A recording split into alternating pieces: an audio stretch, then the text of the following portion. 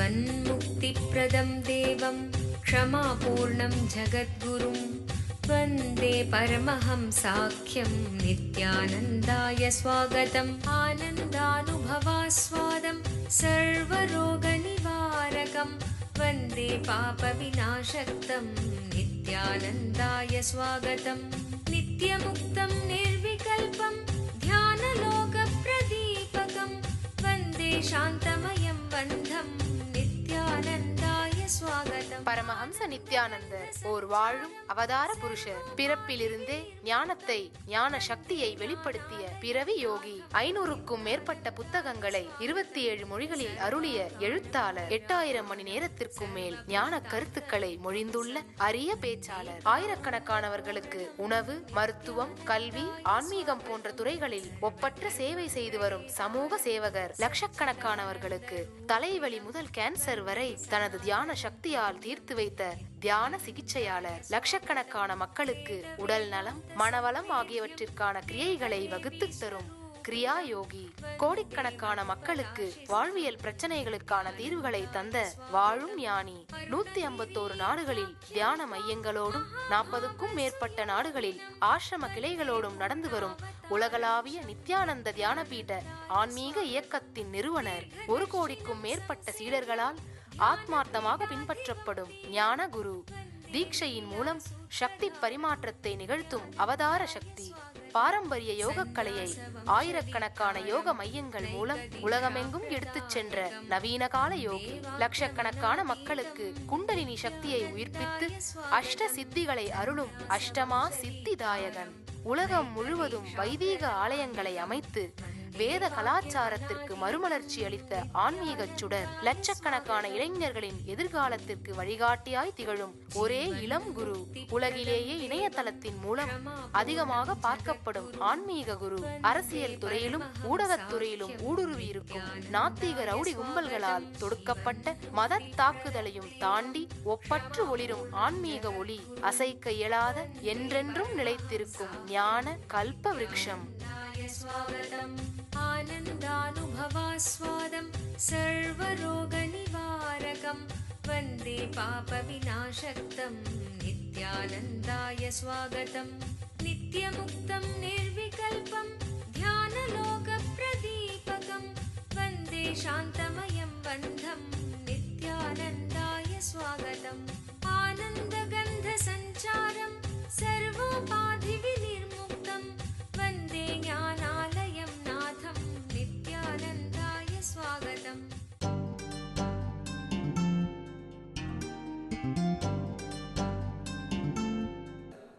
வாழ்க்கையே ஆழ்ந்து பார்த்தோமானால், நோக்கம் என்ன அப்படின்னு ஆழ்ந்து பார்த்தோமானால் பல விஷயங்கள் நமக்கு தெளிவாகும். விவேகானந்தர் ரொம்ப அழகா சொல்றாரு, குறிக்கோள் இல்லாத, நோக்கம் இல்லாத ஒருவன்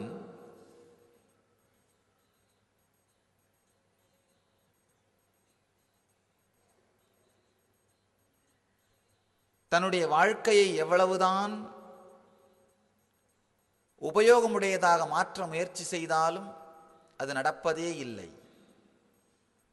லைஃப்பை ப்ரொடக்டிவாக மாற்ற முயற்சி பண்ணிங்கன்னா அது நடக்கிறதே இல்லை. குறிக்கோள் இல்லாத பொழுது, குறிக்கோளை பற்றிய தெளிவு இல்லாத பொழுது. சில பேர் சொல்கிறது உண்டு, வாழ்க்கைக்கு குறிக்கோளே இல்லை அப்படின்னு. அந்த குறிக்கோளே இல்லைன்ற தெளிவாவது வந்துட்டா கூட போதும். ஏதோ ஒரு விதத்தில் ஒரு தெளிவு. குறிக்கோள் உண்டு அப்படின்னா அதை பற்றிய தெளிவு, இல்லை அப்படின்னா இல்லைங்கிற தெளிவாவது வந்துடுறது. ஆனால் நம்ம ரெண்டுமே இல்லாமல் சில நேரத்தில் குறிக்கோள் இருக்குன்னு நினச்சிட்டு அதை நோக்கி ஓடுறோம், சில நேரத்தில் குறிக்கோள் இல்லைன்னு நினச்சிட்டு மந்தமாக இருக்கிறோம். அந்த குறிக்கோள் இருக்குன்னு நினைக்கும் பொழுதும் ஒரு குறிக்கோளை நோக்கி இருப்பதில்லை, பல்வேறு குறிக்கோள்களை நோக்கி இயங்கிக் கொண்டிருக்கிறோம். அருமையான ஒரு சத்தியம் விவேகானந்தர் சொல்ற சத்தியம். குறிக்கோள் இருக்கின்ற ஒருவன் 500 தவறுகளை வாழ்க்கையில் செய்வானேயானால், குறிக்கோள் இல்லாத ஒருவன் 5000 தவறுகளையாவது செய்கின்றான். அப்பர் பெருமான் அழகா சொல்றாரு, குறிக்கோள் இல்லாது கெட்டேன். வாழ்க்கையில் நாம் பல விஷயங்கள் நோக்கி ஓடிட்டு இருக்கிறோம். ஒரு 6 மாதத்துக்கு முன்னாடி ஒரு அன்பர் என்னை பார்க்க வந்திருந்தார். அவர் சொன்னார், சாமி, என் வாழ்க்கையில் சொல்ல முடியாத அளவுக்கு துக்கம், டிப்ரெஷன். நான் கேட்டேன், என்ன பிரச்சனைன்னு கேட்டேன். அமெரிக்காவில் இருக்கார், 2 வீடு, 4 கார், போதுமான அளவுக்கு பணம், குடும்பம் எல்லாமே இருக்கு. நான் கேட்டேன், உங்களுக்கு தான் எல்லாமே இருக்கே, என்ன டிப்ரெஷன்? அவர் சொன்னார், எல்லாரும் இருக்கிறதால தான் சாமி டிப்ரெஷன் இருக்கு அப்படின்னு. ரொம்ப அருமையான ஒரு சத்தியம், நாம் புரிந்து கொள்ள வேண்டிய சத்தியம். நான் 40 வயசுக்குள்ள என்னென்னலாம் சாதிக்க நினைச்சனோ அது அத்தனை 35 வயசுக்குள்ள சாதிச்சிட்டேன். ஆனா இதையெல்லாம் சாதிச்ச பிறகு எனக்கு வரும்னு நான் நினைச்ச நிம்மதியும் ஆனந்தமும் வரல அப்படின்னாரு. எதை அடைய வேண்டுமோ அதை அடைந்து விட்டேன், எதற்காக அடைய வேண்டும் என்று நினைத்தேனோ அது நடக்கவில்லை. டிப்ரெஷன் ஆஃப் சக்சஸ்னு சாமி சொல்லுவேன். வெற்றியினால் ஏற்படும் மன உளைச்சல். அவர் சொன்னாரு, இந்த குறிக்கோளை அடையாத வரைக்குமா இதை அடைஞ்சா நம்ம ஆனந்தம் ஆயிடுவோன்ற ஒரு ஹோப் இருந்தது. வேக வேகமா ஒர்க் பண்ணிட்டு இருந்தேன். ஆனா குறிக்கோளை அடைஞ்ச அப்புறம் தான் தெரியுது எல்லாமே வெறுமையா போலித்தனமா தெரியுது, முட்டாள் மாதிரி தெரியுது. அந்த ஏணியில ஏறுற வரைக்கும் இது அடைஞ்ச உடனே எல்லாமே வாழ்க்கையே புதுசா தெரியும் நினைச்சு மேலே ஏறுறோம். ஏறி மேலே பார்த்தா தான் தெரியுது குரங்கு மாதிரி ஃபீல் பண்றத தவிர வேற ஒண்ணுமே ஃபீல் இல்லை. டிப்ரெஷன் ஆஃப் சக்சஸ், வெற்றியின் மூலமாக ஏற்படும் மன உளைச்சல், மன அழுத்தம், வெறுமை. தோல்வி இருக்கும்போது அது அட்லீஸ்ட் ஒரு ஹோப் இருக்கு, எதையோ நோக்கி இயங்குற ஹோப் இருக்கு. ஆனா நீங்க நினைக்கிற ஒரு பொருளில் வெற்றி அடைந்து விடும் பொழுது அந்த ஹோப்பும் இல்லாம போயிருது. அந்த நேரத்தில் தான் 3 வாய்ப்புகள் நமக்குண்டு, 3 சாய்ஸ் இருக்கு. முதல் சாய்ஸ் என்னன்னா சூசைட், இறந்து போவது. பெரும்பாலானவர்கள் இப்ப அதான் சூஸ் பண்றாங்க. சூசைட் ரேட் ரொம்ப அதிகமாகிட்டே போயிட்டு இருக்கு. உடனடியா செத்து போற அளவுக்கு தைரியம் இல்லாதவர்கள் நடைபெணமாக வாழ்ந்து கொண்டிருக்கிறார்கள். அப்படியே டல்லா வாழ்ந்துட்டு இருக்கிறது, பூமிக்கு பாரம்னு சொல்றோம் அந்த மாதிரி, இருந்தும் இல்லாதவர்களை போல. சக்தி வாய்ந்த சிவஸ்தலமான திருவண்ணாமலை நித்யானந்த தியான பீடத்தில் பிப்ரவரி 20ஆம் தேதி 2012 அன்று மகா சிவராத்திரி பெருவிழா.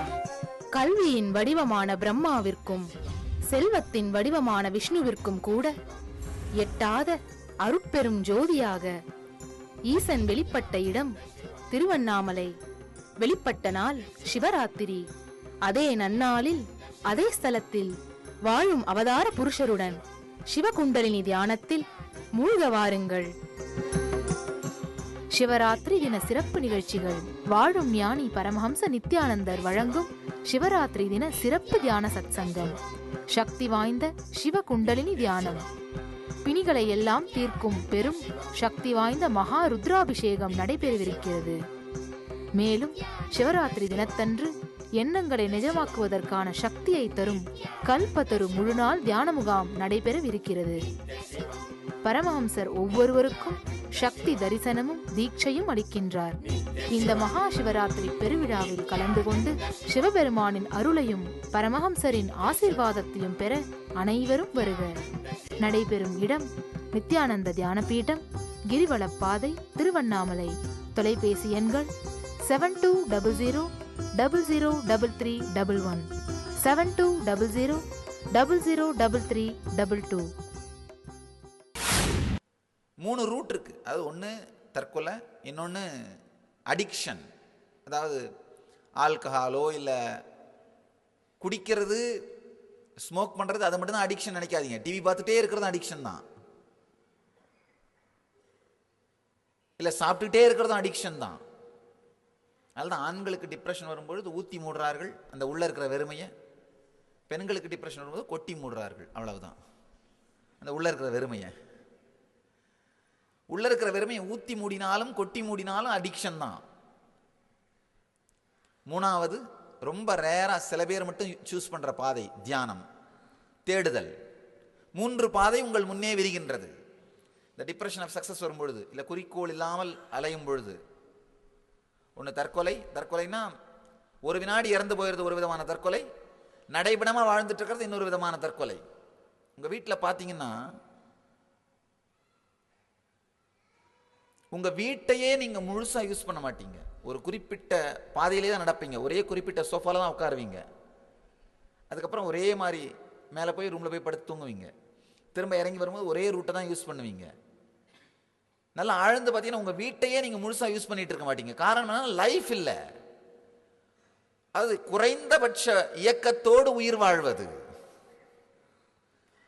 குறைந்தபட்ச இயக்கத்தோடு உயிர் வாழ்வது. உங்கள் காலில் பெயிண்ட் பண்ணி வீட்டுக்குள்ளே நடக்க விட்டனா ஒரு குறிப்பிட்ட பாதை மட்டும்தான் பெயிண்ட் ஆகும். குறைந்தபட்ச இயக்கத்தோடு உயிர் வாழ்வது, நடைபெணம் மாதிரி வாழறது, அதுவும் ஒரு விதத்தில் சூசைட் தான். லிவிங் டெட், ஒரு வாழ்ந்தும் வாழாமல் வாழுதல். வேற வேற பாதைகள் முன்னாடி விரியும் பொழுது சிலர் மட்டுமே தியானம்ங்கிற பாதை எடுக்கிறார்கள். குறிக்கோள் அப்படிங்கிறத ஆழ்ந்து பார்ப்போம். அதுக்கப்புறம் இந்த டிப்ரெஷன் ஆஃப் சக்சஸ், அதுக்கப்புறம் விரிகின்ற பாதைகள், இவைகளை பற்றிய மிக தெளிவான ஒரு சில சத்தியங்கள் நமக்குள் புரியும். நாம எல்லாருமே எதை தேடினாலுமே, பணமாகட்டும், பொருளாகட்டும், புகழாகட்டும், வேறு எதுவாகட்டும், நமக்குள்ள ஏதோ ஒன்று குறைந்திருப்பதை போல இருக்கின்ற அந்த குறைத்தன்மையிலிருந்து விடுபடத்தான் முயற்சி பண்றோம்.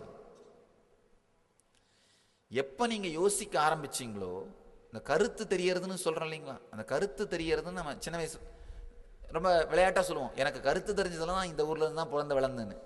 கருத்து தெரியறதுன்னா நான்ற ஐடென்டிட்டி நீங்க ஃபீல் பண்ண ஆரம்பிச்சது. அந்த எப்போ நீங்க நான் இந்த உடல்ன்ற ஐடென்டிட்டியை ஃபீல் பண்றீங்களோ அப்பதான் அந்த ஐடென்டிட்டி ஃபீலிங் வருது. அதுல இருந்து உங்களுடைய வாழ்க்கையை பார்த்தீங்கன்னா எதையோ ஒன்று இழந்த ஒரு ஃபீலிங் இருக்கும். இந்த நான்கிற ஐடென்டிட்டி நீங்க ஃபீல் பண்ண ஆரம்பிக்கிறது முன்னாடி வரைக்கும் இழந்த அந்த உணர்வு இருக்காது. நான்கிற ஐடென்டிட்டியை நீங்க ஃபீல் பண்ண ஆரம்பிச்சதுல இருந்து இன்னைக்கு வரைக்கும் எதையோ ஒன்றை இழந்து விட்ட ஒரு வெறுமைத்தன்மை உங்களுக்குள் இருக்கின்றது. அந்த வெறுமைத்தன்மையை தீர்த்து கொள்வதற்காகத்தான் பல குறிக்கோள்களை நோக்கியும் உங்கள் வாழ்க்கையை இயக்குகிறீர்கள். யாராவது சில பேர் பணம் வந்தா உனக்குள்ள இருக்கிற அந்த வெறுமைத்தன்மை போயிடுன்னு உங்களை நம்ப வச்சுட்டாங்கன்னா பணத்தை நோக்கி ஓடுறீங்க. வேற யாராவது சில பேர் இல்ல இல்ல ஒரு அருமையான குடும்பம் அமைஞ்சிட்டா உனக்கு அந்த வெறுமைத்தன்மை போயிடுன்னு உங்களை நம்ப வச்சுட்டாங்கன்னா ஒரு குடும்பத்தை அமைத்துக் கொள்வதற்காக இயங்குகிறீர்கள். வேற யாராவது சில பேர் இல்ல இல்ல உனக்கு பணம் குடும்பம் மட்டும் பத்தாது, நிறைய புகழும் அந்தஸ்தும் இருந்ததுன்னா அந்த வெறுமைத்தன்மை போயிடும் அப்படின்னு உங்களை நம்ப வச்சாங்கன்னா அதை நோக்கி ஓடுறீங்க. யார் உங்களை ஏதாவது ஒன்றை செய்தால் அந்த வெறுமைத்தன்மை போய்விடும் என்று நம்ப வைக்கின்றார்களோ அந்த செயலை நோக்கி ஓடத் துவங்குகிறீர்கள். ஆழமா புரிஞ்சுக்கோங்க.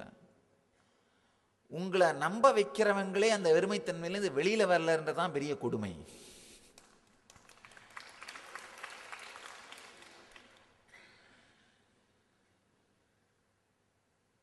பணத்தால உங்களுடைய வெறுமைத்தன்மை போயிடுன்னு சொல்றவங்க பணத்தை வாழ்ந்து இருந்து பார்த்து வெறுமைத்தன்மையில விழுந்து வெளியில வந்திருந்தாங்கன்னா ஓகே. இல்ல வேற புகழால வெறுமைத்தன்மை போயிடுன்னு சொல்றவங்க புகழை அடைந்து பார்த்து தனக்குள்ள திரும்பி பார்த்து வெறுமைத்தன்மை இல்லாம போயிட்டு வெளியில வந்தவங்கன்னா ஓகே. அதுவும் இல்லை. இல்ல ஒரு குடும்பத்தினால வெறுமைத்தன்மை போயிடுன்னு சொல்றவங்க அதை அனுபவித்து பார்த்து அந்த வெறுமைத்தன்மையிலிருந்து வெளியில வந்திருந்தா ஓகே. சொல்றவர்கள் அனுபவிக்காமல் சொல்ல, கேட்பவர்கள் அதை ஆராயாமல் கேட்க, மொத்த இயக்கமுமே ஒரு மூடத்தனமான குறிக்கோள் இல்லாத திசையை நோக்கி இயங்கிக் கொண்டிருக்கிறது.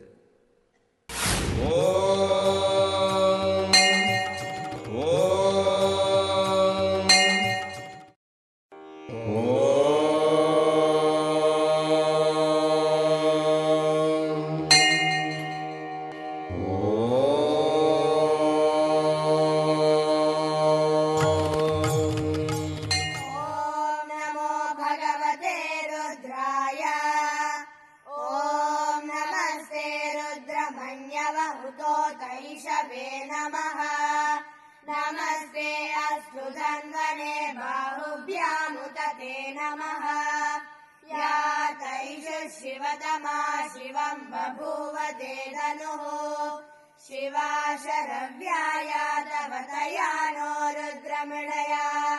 या ते रुद्र शिवा तनूरघोरा पापकाशिनी तया नस्तनुभाषन्त। இப்போ உங்களுக்கு இதுதான் குறிக்கோள்னு உங்கள் லைஃப்பில் கற்றுக் கொடுக்கணும். யாராக இருப்பாங்க? உங்கள் அப்பா அம்மாவாக இருப்பாங்க, இல்லை ஆசிரியர்களாக இருப்பாங்க. ஆனால் அவங்க உங்களுக்கு எதை குறிக்கோள்னு கற்றுத்தராங்களோ அதை அவர்களே அடைந்து பார்த்து அதிலே முழுமைத்தன்மை இருக்கின்றதா அப்படின்னு பார்த்துருக்கணும். வெரிஃபை பண்ணல அவங்களே அதை அடையலை.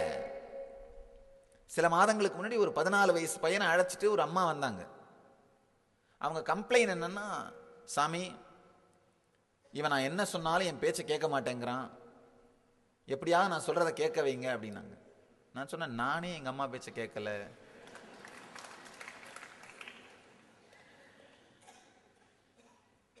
நான் எப்படி இவனை சொல்றது? ஆனா அந்த அம்மா விடலை. இல்ல இல்ல சாமி நீங்க சொல்லியே ஆகணும். உங்களுக்கு தெரியும், பெண்கள் பிடிச்சாங்கன்னா ஒன்றும் பண்ண முடியாது.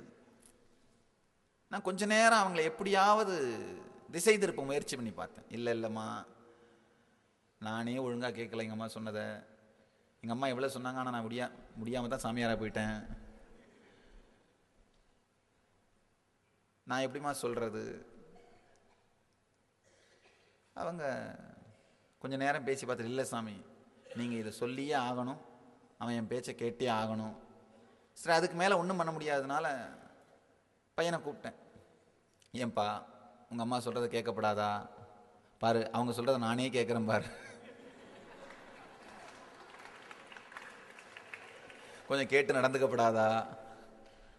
ரொம்ப ஷார்ப்பாக பதில் சொன்னான் பையன். சாமி அவங்களே ஆனந்தமா நிம்மதியா இல்லை, அவங்க சொல்றது கேட்டு நடந்தா நான் அப்படித்தானே சாமி நானும் வீணா போவேன்.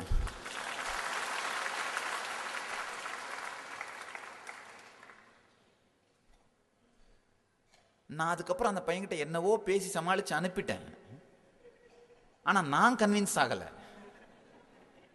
பையன் கேட்டது கரெக்ட், உண்மை.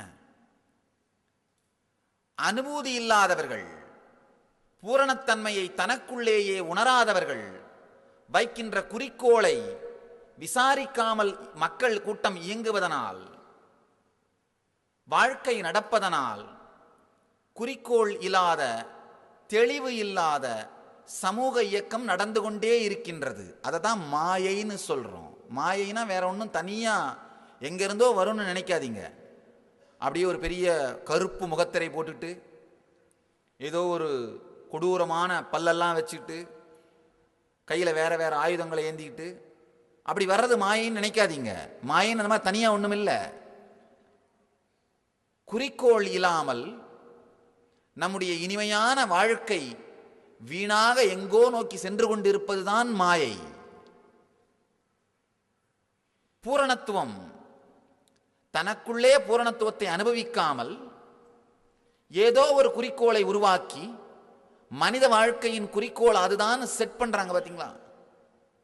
அதை நோக்கி நாம் இயங்கும் பொழுதுதான் எல்லா விதமான சங்கடங்களும் பிரச்சனைகளும் உருவாகின்றது.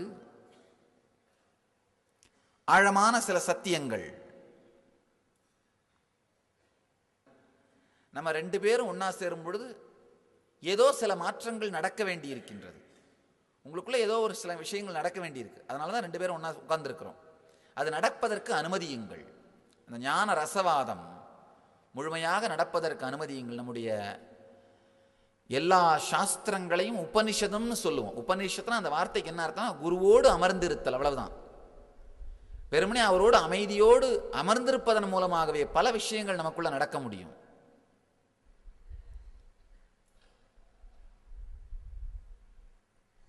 நீச்சல் அடிக்கிறத பத்தி ஒருத்தர் கத்துக்கணும்னு நினைச்சார். எத்தனை வால்யூம் வாங்கி புரட்டி படிச்சாலும் அது என்ன சொல்லுது? வலது காலை 8 முறை உதைக்கவும், இடது கையை 7 முறை அசைக்கவும், கைகளையும் காலையும் ஒரே நேரத்தில் ஆட்டவும்.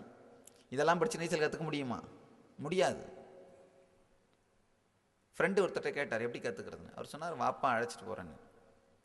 அங்க போனதும் அங்க ஒரு ஜென் ஞானி இருந்தார். அவர்கிட்ட சொல்றாரு, இவர் நீச்சல் கத்துக்கணும், கற்றுக் கொடுங்க. ஞானி ரொம்ப அழகா சொல்றாரு, கூட வாப்பா அப்படின்னு அழைச்சிட்டு போய் ஒரு நீச்சல் அவர் அப்ப சொல்றாரு, நான் கற்றுக் கொடுக்க முடியாது, நீ ஆனா கத்துக்க முடியும். நான் கற்றுக் கொடுக்க முடியாது, நீ கத்துக்க முடியும். அந்த கத்துக்க வந்தவருக்கு ரொம்ப ஆச்சரியம். எப்படி அப்படின்னு பாருங்க, அவ்வளவுதான். ஒருத்தர் நீச்சல் அடிக்கிறத பார்க்கும் பொழுது 3 விஷயம் நடக்கும். முதல்ல மனிதன் மிதக்க முடியும்ன்ற நம்பிக்கை நமக்கு வரும். ரெண்டாவது, இவர் செய்யும் பொழுது நம்மளால ஏன் செய்ய முடியாதுன்ற இன்ஸ்பிரேஷன். மூணாவது, அவர் நீச்சல் அடிக்கும் போது ஏற்படுற ஆனந்தத்தை பார்த்து வருகின்ற உற்சாகம், உத்வேகம். நேச்சுரலா குதிச்சோன்னா முடிஞ்சு போச்சு. இப்படித்தான் நடக்க முடியும். அனுபவமும் எத்தனைதான் வார்த்தைகள் கேட்டீங்கன்னாலும் வெறும் வார்த்தைகளால நடக்கிறதில்லை. திருவண்ணாமலை நித்யானந்த தியான பீடத்தில் பிப்ரவரி 20, 2012 மகா சிவராத்திரி திருநாளன்று கல்பத்தரு முழுநாள் தியான அனுபவ முகாம். உங்களின் எண்ணங்களை நிஜமாக்குவதற்கான சக்தியை தரும் ஒரு நாள் தியான அனுபவ முகாம். மகா சிவராத்திரி திருநாளன்று கல்பத்தருவில் வாழும் ஞானியிடமிருந்து பெறும் தீட்சை உடலிற்கு ஆரோக்கியத்தை அளித்து மனதிற்கு தெளிவை அளித்து உங்களுக்குள் இருக்கும் குண்டலினி சக்தியை உயிர்ப்பித்து உங்கள் வாழ்வில் எல்லா வளங்களையும் அருள்கிறது. கல்பத்தரு தியான முகாம் நடைபெறும் இடம் நித்யானந்த தியான பீடம், கிரிவலப்பாதை, திருவண்ணாமலை. தொலைபேசி எண்கள் 7200003311 7200003322. ஒரு ஞானியினுடைய சாநித்தியத்தில் உட்காரும் பொழுது அவர் அந்த ஆனந்த சாகரத்திலே நீந்துகிற மீனை போன்றது. அந்த சாநித்தியம் நீங்க நேரடியா உணர்ந்தாலும் உணராவிட்டாலும் உங்களுடைய உள்ளுணர்வை ரொம்ப இன்ஸ்பயர் பண்ணும், ஆழமா இன்ஸ்பயர் பண்ணும். அது உங்களை ஆழமாக உற்சாகப்படுத்தி உத்வேகப்படுத்தும். அதனால வேற எந்த நடவடிக்கைகளிலும் கவனம் செலுத்தாமல் உடலால் மட்டுமல்லாமல் உணர்வாலையும் இங்க இருந்தீங்கன்னா உங்களுக்குள் மிகப்பெரிய ஆன்மீக மாற்றங்கள் நிகழ முடியும். பூரணத்தன்மை, இதை பத்தி சொல்லிட்டு இருந்தேன். நம்ம வாழ்க்கையில ஃபீல் பண்ற அந்த எம்டினஸ், அதுல இருந்து வெளியில வர்றதுக்காகத்தான் என்னென்னவோ செஞ்சிட்டு இருக்கிறோம். நாம செய்யற எல்லாமே நமக்குள்ள இருக்கிற அந்த வெறுமைத்தன்மையிலிருந்து வெளியில வர்றதுக்கான அந்த பூரணத்தன்மையை அடைவதற்கான முயற்சிகள் தான். பணத்தால் அது வரும் நம்பணும்னா பணத்தை நோக்கி ஓடுறோம், உறவுகளால் அது வரும் நம்பினா உறவுகளை நோக்கி ஓடுறோம், உடல் நலத்தால் அது வரும் நம்பணும்னா உடல் நலத்தை நோக்கி ஓடுறோம். ஆனா நம்ம எதை நோக்கி ஓடினாலும் இறுதியா ஒரே ஒரு விஷயத்தை நோக்கி தான் ஓடுறோம். எதை நோக்கி ஓடுவதாக நீங்கள் நினைத்து கொண்டிருந்தாலும் பூரணத்தன்மையை நோக்கித்தான் நீங்கள் இயங்கிக் கொண்டிருக்கிறீர்கள். எதை நோக்கி நீங்க பணத்தை நோக்கி ஓடுறதா நீங்க நினைச்சிட்டு இருந்தாலும் பணத்துக்காக நீங்க பணத்தை சம்பாதிக்கல, பணத்தாலே ஒரு முழுமைத்தன்மை உங்களுக்கு கிடைக்கும்னு நினைக்கிறதால பணத்தை நோக்கி ஓடுறீங்க. வெறுமனே பணத்துக்காக சம்பாதிக்கிறீங்களா? கிடையாது. இப்ப இன்னையில ஒருவேளை திடீர்னு இன்னைக்கு யாராவது ஒருத்தர் குறிப்பிட்ட நாட்டோட கரன்சிக்கு வேல்யூவே இல்லைன்னு டிக்ளேர் பண்ணிட்டாங்கன்னா யோசிச்சு பாருங்க. உதாரணத்துக்கு இந்தியாவோட கரன்சிக்கு வேல்யூ இல்லைன்னு சொல்லிட்டாங்க, நம்ம பணத்தை நோக்கி ஓடுவோமா? ஓட மாட்டோம். அதன் மூலமாக ஏதோ ஒரு சில பொருட்கள் பெறப்படுகின்றன, பெறப்படுகின்ற பொருட்கள் எனக்கு ஒரு முழுமைத்தன்மையை அளிக்கும்னு நம்புறோம்.